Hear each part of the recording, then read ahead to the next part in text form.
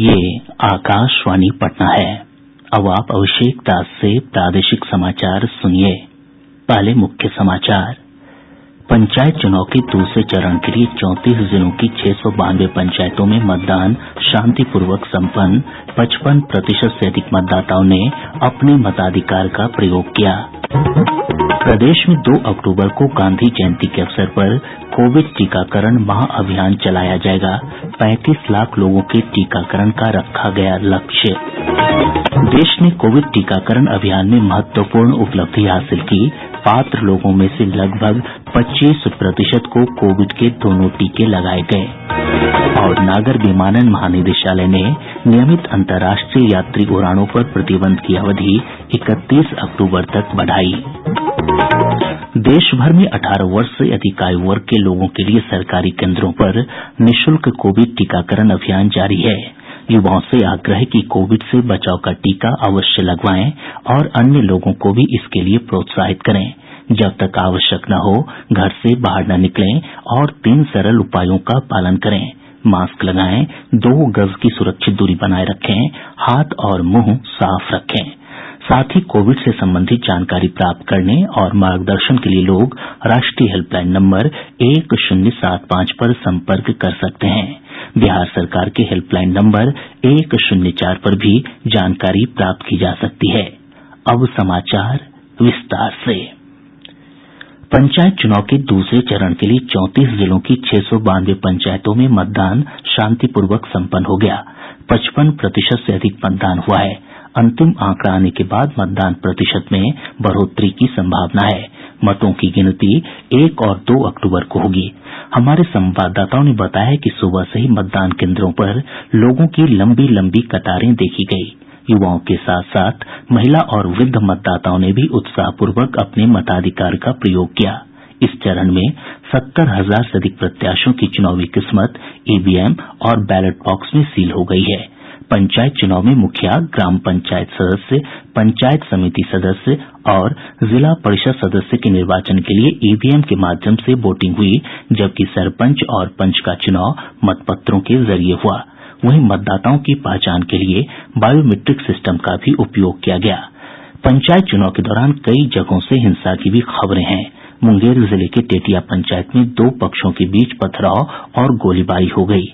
इस घटना में 7 लोग घायल हो गए हैं। एक की हालत गंभीर बताई जाती है। इस मामले में 2 महिला सहित 8 लोगों को गिरफ्तार किया गया है।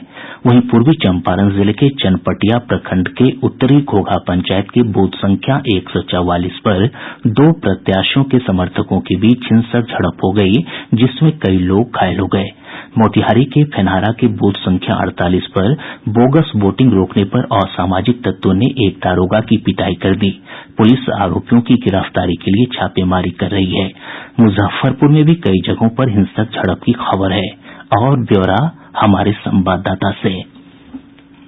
मुजफ्फरपुर जिले के 2 प्रखंड मरवन और सरैया में छिटपुट घटनाओं के साथ शांतिपूर्ण मतदान संपन्न हो गया। दोनों प्रखंडों में 5125 प्रत्याशियों के किस्मत बैलेट बॉक्स में बंद हो गए। जिलाधिकारी प्रणव कुमार और एसएसपी जयंत कांत लगातार मतदान केंद्रों पर भ्रमण करते देखे गए। आकाशवाणी समाचार के लिए मुजफ्फरपुर से कौशल किशोर कौशिक।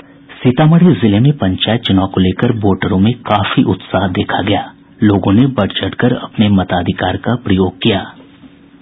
सीतामढ़ी जिले के नानपुर और तोरौत प्रखंड में दूसरे चरण में कड़ी सुरक्षा व्यवस्था के बीच मतदान संपन्न हुआ। लोगों में सुबह से ही मतदान को लेकर खासा उत्साह देखा गया। नानपुर के सिरसी पंचायत में पुलिस टीम द्वारा हल्का बल प्रयोग भी किया गया। मतदान संपन्न होने के साथ ही विभिन्न पदों के लिए 2635 प्रत्याशियों की किस्मत का फैसला ईवीएम और मपेटियों में बंद हो गया है। आकाशवाणी समाचार के लिए सीतामढ़ी से राजेश कुमार।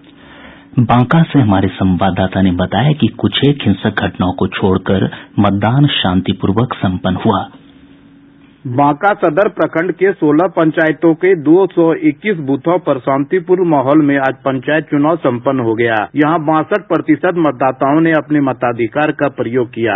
वहीं चक्काडीह, झिरवा और जितारपुर में ईवीएम खराब होने के कारण 1.5 घंटे विलंब से मतदान शुरू हुआ। इसके साथ ही 1610 प्रत्याशियों का भाग यहां ईवीएम और मतपेटी में कैद हो गया। बांका पीवीएस कॉलेज स्थित बजगृह में मतों की गिनती 1 और 2 अक्टूबर को की जाएगी। आकाशवाणी समाचार के लिए बांका से विदु शेखर। इधर नवादा से हमारे संवाददाता ने बताया कि कौआकोल प्रखंड क्षेत्र में मतदान केंद्रों पर कोविड टीकाकरण की भी व्यवस्था की गई थी। नवादा जिले के नक्सल प्रभावित कौआकोल के 208 मतदान केंद्रों पर शांतिपूर्ण तरीके से मतदान संपन्न हो गया। अति संवेदनशील मतदान केंद्र पचम्बा में करीब 10 किलोमीटर की पहाड़ी सफर तय कर लोगों ने मतदान किया। मतदान के दौरान बाधा पहुंचाने के आरोप में 12 लोगों को हिरासत में लिया गया। जिउतिया उपवास के बाद भी बड़ी तादाद में महिलाएं मतदान की। कई मतदान केंद्रों पर बुजुर्ग, असहाय और बीमार लोगों को अपने मताधिकार का प्रयोग करते देखा गया। सभी मतदान केंद्रों पर कोविड टीकाकरण के लिए स्वास्थ्य कर्मियों की टीम तैनात की गई थी। इस दौरान 3000 से अधिक लोगों ने टीका लिया। आकाशवाणी समाचार के लिए नवादा से अशोक प्रियदर्शी। कई अन्य जगहों से हिंसा की खबरें हैं। गया के टिकारी में 2 स्थानों पर मुखिया प्रत्याशियों के बीच हिंसक झड़प हुई है। गोपालगंज जिले के विजयीपुर में मतदान में बाधा पहुंचाने के आरोप में 12 लोगों को हिरासत में लिया गया है। भोजपुर जिले के राजकीय मध्य विद्यालय तिलाठ पर 2 मुखिया प्रत्याशियों के बीच झड़प के कारण मतदान आधे घंटे से अधिक बाधित रहा। जिले के लाटम पंचायत के पीटरो गांव में बूथ संख्या 170 पर एक मतदाता की हृदय गति रुकने से मौत हो गई। जहानाबाद जिले के लखावर पंचायत अंतर्गत बूथ संख्या 47 पर 2 पक्षों के बीच हुई झड़प में एक व्यक्ति घायल हो गया। कई अन्य जगहों में भी छींट-फूट घटनाएं हुई हैं। पंचायत चुनाव के तीसरे चरण के चुनाव के लिए चुनाव प्रचार तेज हो गया है। इस चरण के लिए 8 अक्टूबर को मतदान होना है। तीसरे चरण में 35 जिलों के 50 प्रखंडों में मतदान होगा। प्रादेशिक समाचार आप आकाशवाणी पटना से सुन रहे हैं। और अब आजादी का अमृत महोत्सव प्रश्नोत्तरी प्रतियोगिता के अंतर्गत आज का सवाल।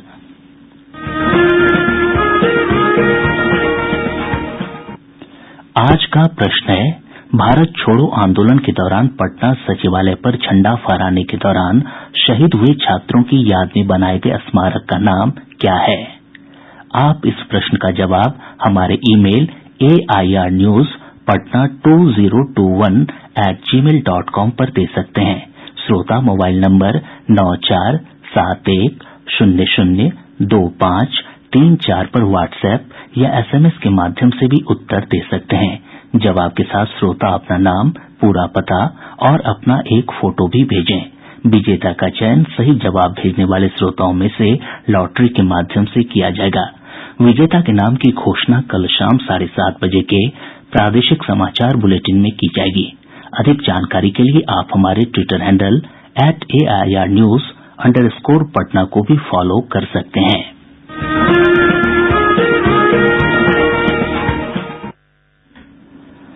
आजादी के अमृत महोत्सव के अवसर पर डाक विभाग बिहार के गुमनाम स्वतंत्रता सेनानियों के नाम पर स्पेशल कवर जारी करेगा। प्राप्त जानकारी के अनुसार पहले चरण में तारा रानी श्रीवास्तव, ध्रुव कंदू और श्यामदेव नारायण पर स्पेशल कवर जारी होगा।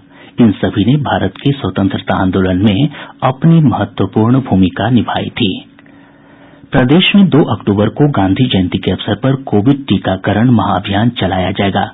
स्वास्थ्य मंत्री मंगल पांडेय ने बताया कि इस दिन 35 लाख लोगों के टीकाकरण का लक्ष्य है। इसके लिए 15,000 से अधिक टीकाकरण केंद्र बनाए जाएंगे।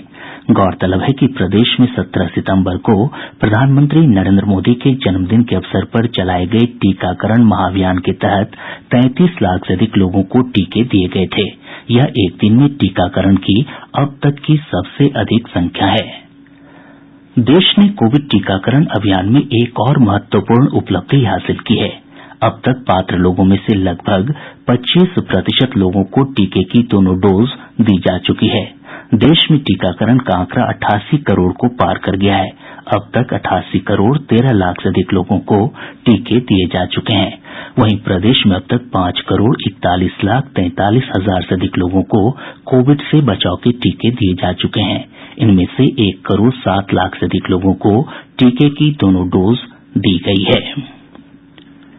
केंद्र सरकार ने राज्यों और केंद्र शासित प्रदेशों से कहा है कि वे आगामी त्योहारों के मौसम में कोविड की रोकथाम के नियमों का पालन सुनिश्चित करें।